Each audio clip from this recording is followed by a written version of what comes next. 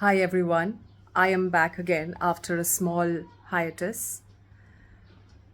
Today, a lot of things got me thinking about the fact that we are already in the future, some kind of a future of sorts. So, I was browsing through my drawer and I found these cute owl studs, and I remembered that these are from the year 2005. Great. So I wore them, put them on, and again, I was lost in thoughts. And I was thinking, 2005, okay, this is 2025. 2015 was 10 years ago. And 2005 is actually 10 years before 2015, which means this is from 20 years ago. 20 years. 20 years.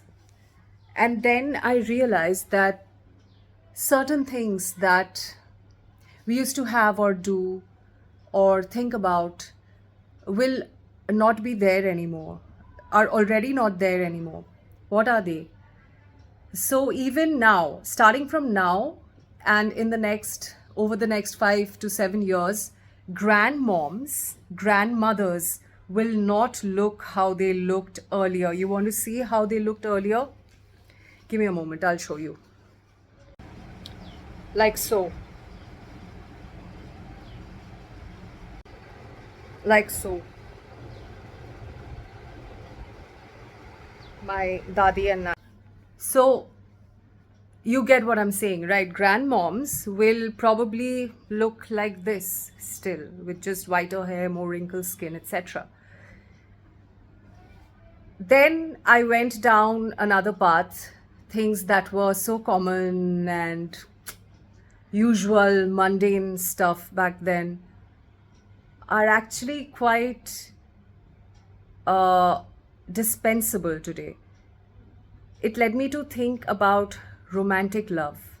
Remember back in like late 90s and early 2000s, we used to be swooning over romantic movies like DDLJ, Dil To Pagal Hai, Kuch Hota Hai. And we would cry and like think, oh my God, this is love, love, love. And we were quite young then. I was very young then. uh, and I mean, so I came across a few videos on YouTube which spoke extensively on this topic. Oh my God, there's so much sun. That's fine. To actually conclude that romantic love is honestly a tool of the patriarchy to keep women uh, bound to an idea, a concept, and to center their lives around that. So, for instance, in the 80s and 90s, like when our parents were in their prime, like in their 20s and all, I'm talking about millennials, specifically, parents of millennials, when they were in their 20s and all, um, then it would be like love marriage. And of course, it's there even now.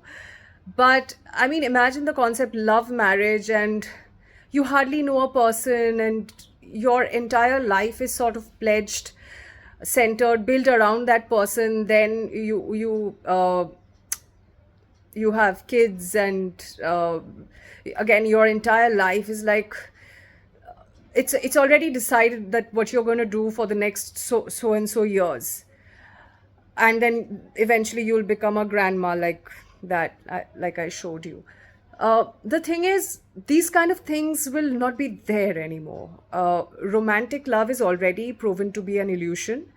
It is, I also, like, after giving it a lot of deep thought and reading up a few things and looking up some research on, of course, economics, finances, etc., especially looking at women's movements and the times that they had happened, like in the 50s and all, in the US, in the Western countries, and etc. Basically, doing a bit of research, I realized that yes, of course it is. Uh, this entire monogamy and marriage contract or arrangement basically prevents women from reaching their own potential, which could have been great. Which could have been great. You never know, each one to their merits.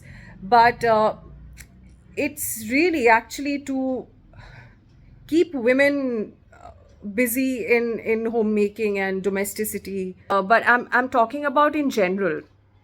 It does keep women bound. And what happens in romantic love, you like a person, it's your chemicals go all idhar udhar, and uh, electricity, it's like it's a biochemical electromagnetic reaction in your physical body, which leads to a rush of emotions and hormones, which um, which lead to one thing leads to the other thing, and then you become partners and you cohabit, and basically you've selected your mate in this lifetime. Yes, so essentially romantic love is an illusion. And going forward, I've also read that a lot of young people today are choosing to remain single and to not marry. Even a lot of slightly older people, like 40 plus, etc., people who have not yet been settled, they are like, F it, I'm good as I am. So a lot of people are choosing singlehood because they have realized this, that women can now, fend for themselves. Basically, they don't have to be CEOs and all of that. They can work and fend for themselves. So they don't need to rely on a man to provide that kind of security, because women can be their own providers and they can nurture their own selves as well. So that mindset is coming. The second thing is religion. Religion as we know it will not exist anymore. Religion as we know it today will no longer exist, or already has sort of started going extinct. Uh, what do we understand as religion today? Today we understand religion as something, a faith that people practice in private or in community. But in today's day and age, religion has become firstly a political tool. That is all there is to religion in today's world.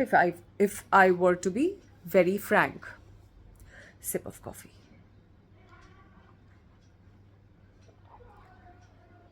Also, disclaimer: I am not going to intentionally offend anyone, but I will be speaking my mind. So if you're someone who gets triggered if I talk about religion or your religion, because I will be talking about religion in general, and I will go into the specifics only if I need to, point something out or make a point.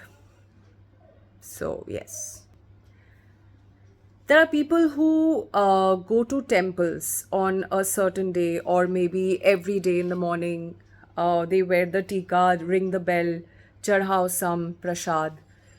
They bow to the deity, whatever the deity is. Then they come back and they go to office and do their work in the office. It doesn't matter what deity you have prayed to, but uh, sexist, misogynist jokes are casually thrown around in office. But the person is very religious. Uh, while commuting on the road, if he sees a temple, he'll like automatically do a pranam and all. But the person is very religious, but then he's very badly behaved with women. But the person prays to a female deity every day, daily. So basically, okay, when we go to the temple, what do we do? Apart from the things that I've just mentioned, the process, we pray, right? We pray, we ask for something. What is prayer essentially? Prayer is essentially asking for something to an external force. So, what we know as religion today, and this goes for all religions, but specifically Hinduism, quote unquote, what it is today, like as of today, and the way we all have seen and understood it, we meaning the common people, not any sadhus or any gurus. So, Hinduism specifically, um, I again lost the chain of thought. Yeah, so I was saying we externalize, or the entire concept of God or a higher power, we actually externalize every time we go to any temple. We feel that there God resides. Temple, mosque, church, synagogue, gurdwara, shrine, any kind of shrine, etc., etc. We externalize the thing, but in our scriptures, it is, look, I'm not an expert in scriptures, but I have read a few and read about many. But it is, it can't be more apparent that the authority figure tells you to search for that factor in yourself. But here we are, every time we see like a stone, we think it's a deity. Every time there's a temple, mosque, whatever, we immediately externalize that thing. But this is exactly what we are told not to do.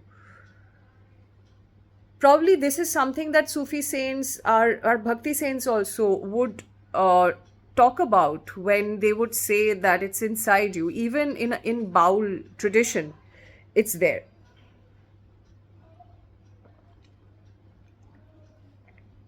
So this external religion will probably cease to exist.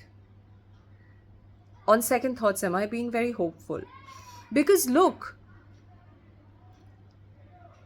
earlier times, all our famous temples were not just temples. They were active centers of trade where people of many, many different faiths would gather.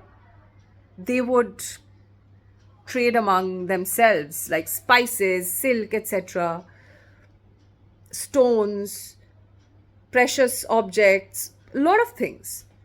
And they would be like bustling places for commerce, for marketing. There would be fairs, vendors would put up their stalls. So basically, it would be a place of commerce. Because how can God reside somewhere there? I'm talking about all religions here now, by the way.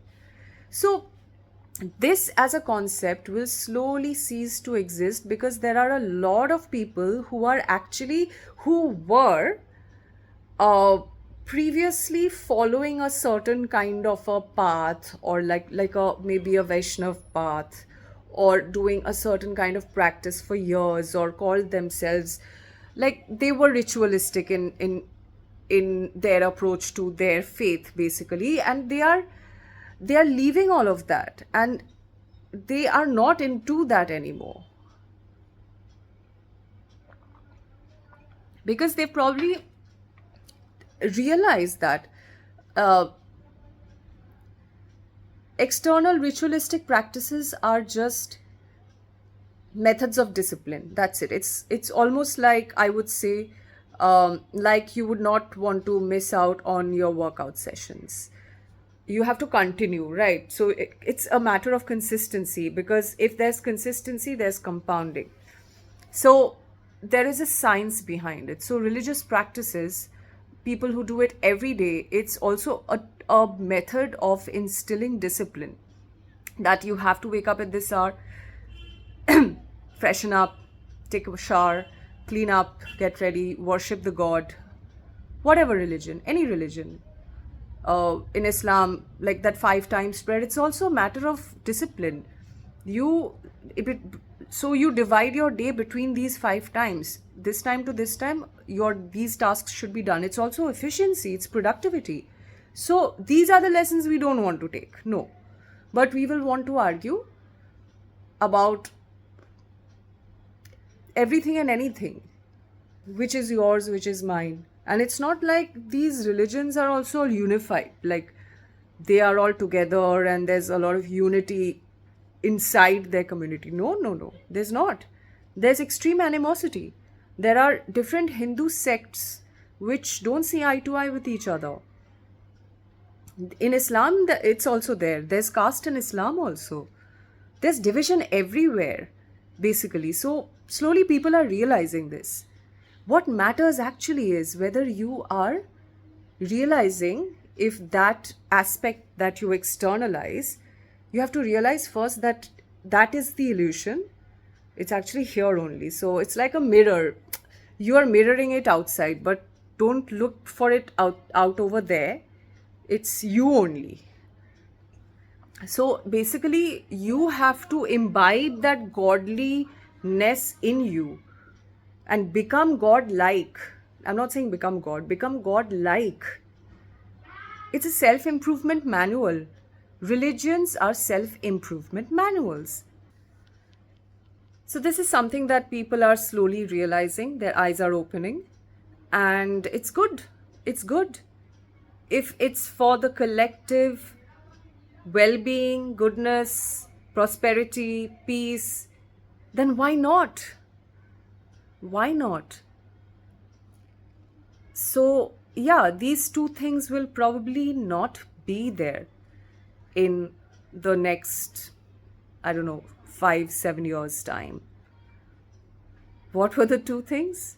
Romantic love, the entire concept of romantic love, and the entire concept of ritualistic organized religion. They will not be there.